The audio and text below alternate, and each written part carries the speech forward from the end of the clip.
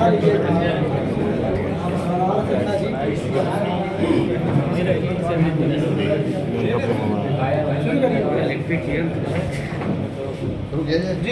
बताइए। अमोची सब लोग आ गए।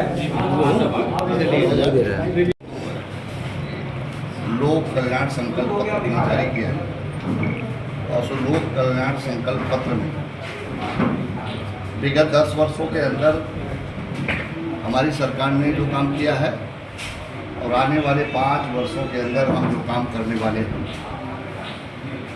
और उसके बारे में एक विस्तृत सुझाव भी आए थे लोगों को। हमारी पार्टी ने एक अभियान भी चलाया था। अभियान के तौर पर लगभग 15 लाख लोगों ने सुझाव पेटिका में अपने सुझाव दिए थे। जनता का सुझाव था, जनता के लोगों द्वारा था और जिसमें उसको जो है क्रमबद्ध तरीके से करके उन सबको संज्ञान में लेते हुए भारतीय जनता पार्टी ने अपना एक लोक कल्याण संकल्प पत्र जारी किया है। और उस लोक कल्याण संकल्प पत्र में देश के आर्थिक अर्थव्यवस्था के बारे में, देश दुनिया का सबसे मजबूत देश हो, आत्मनिर्भर भारत हो, विकसित भारत हो, इस सब की कल्पना को लेकर हमारी भारतीय जनता पार्टी ने ये लोक कल्याण संकल्प पत्र जारी किया है। मैं आज के इस अवसर पर आप सबसे बताना चाहता हूँ, आपको संज्ञान में भी लाना चाहता हूँ। अगर हम पहले देखें इस देश की आर्थिक अर्थव्यवस्था के बारे में तो हम कहाँ खड़े थे? चरमराती हुई स्थिति थी, हम एकदम निचले पायदान पर खड़ा थे। आज लेकिन इन 10 वर्षों के कार्यकाल में माननीय प्रधानमंत्री जी के नेतृत्व में आज हम दुनिया की जो अर्थव्यवस्थाएँ हैं उसमें 5वें नंबर पर हैं। और उसी के साथ साथ अगर हम कहें तो इस लोगों को गरीबी रेखा से मुक्त किया गया। और अगर ये एयर कनेक्टिविटी की बात अगर हम करें, हम 6 लेन 4 लेन रिंग रोड की बात करें तो आप देखेंगे कि जो देश की आज़ादी से लेकर अब तक नहीं हुए उस काम को भी इन 10 वर्षों के अंदर हमारी सरकार ने किया है। पिछले 10 वर्षों के अंदर जो है रेल की सुविधाओं को भी बहुत सुदृढ़ करने का काम हमारी सरकार ने किया है। पिछले 10 वर्षों में जो कहा हमारी पार्टी ने, जो पिछले लोक कल्याण संकल्प पत्र में बात कहा था, उन सब काम को पूरा किया। जैसे अगर हम नागरिक संशोधन बिल की बात करें, हम 3 तलाक की बात करें, हम महिला नारी बंधन अधिनियम की बात करें, हम जो है अयोध्या में भव्य राम मंदिर के निर्माण की बात करें कि हमारे कल्याण पत्र संकल्प पत्र में बात था, शुरू से था, उन सब और कॉमन सिविल कोड को भी हम लोगों ने उसको लागू करने की बात कहा। उत्तराखंड ने उसको प्रभावी रूप से लागू भी कर दिया है और आने वाले दिनों में उसको और प्रभावी रूप से पूरे देश भर में लागू करने के लिए हम पूरी प्रतिबद्धता के साथ काम करेंगे। उसी के साथ साथ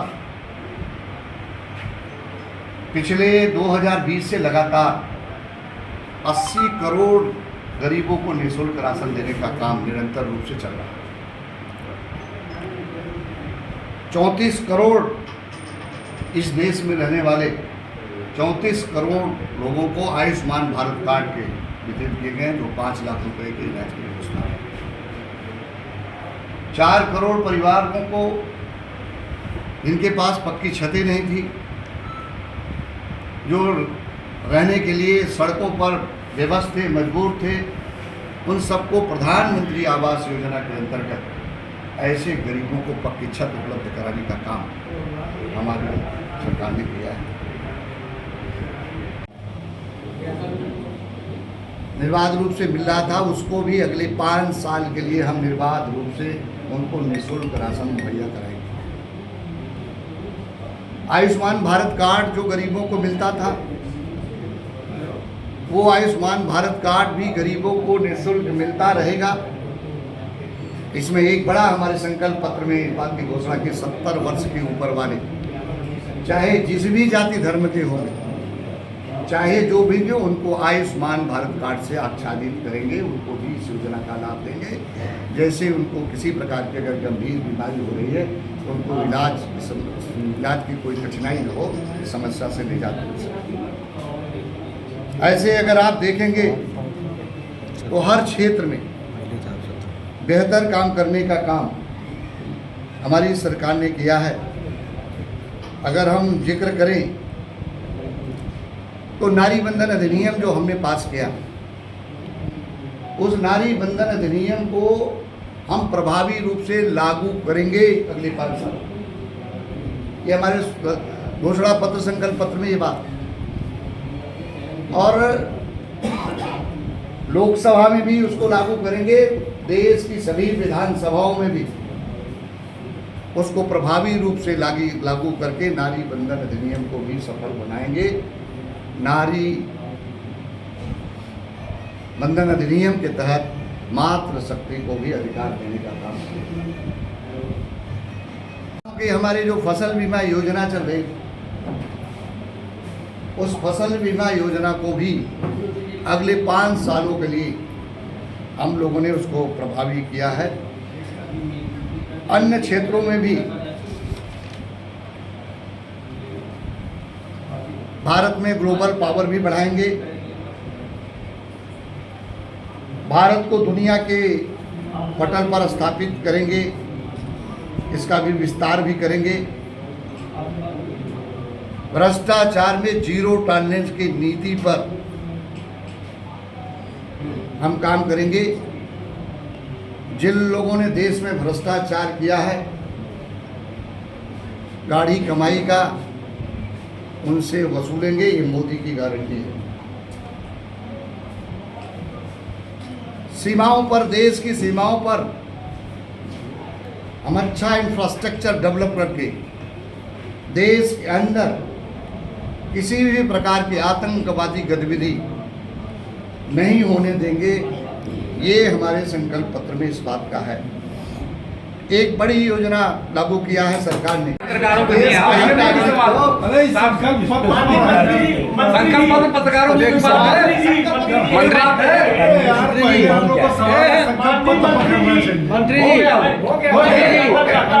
मंत्री जी एक सवाल है।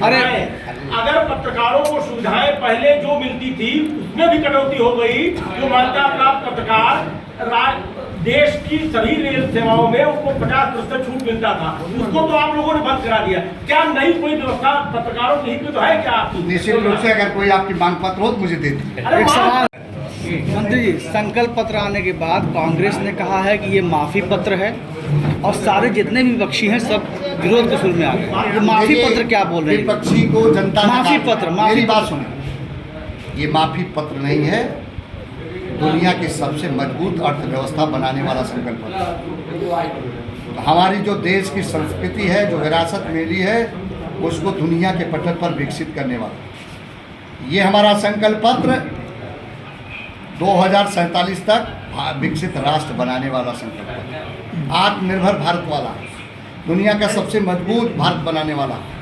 विपक्ष को जनता नकार चुकी है, उनके पास कोई जनादेश नहीं है, वो हताश और निराश लोग हैं, इसलिए तरह तरह के प्रलाप अलाप। माननीय मंत्री जी, एक मेरा छोटा सा प्रश्न है कि हमारे देश के यशस्वी प्रधानमंत्री जी ने अपनी अंतिम कैबिनेट बैठक में एक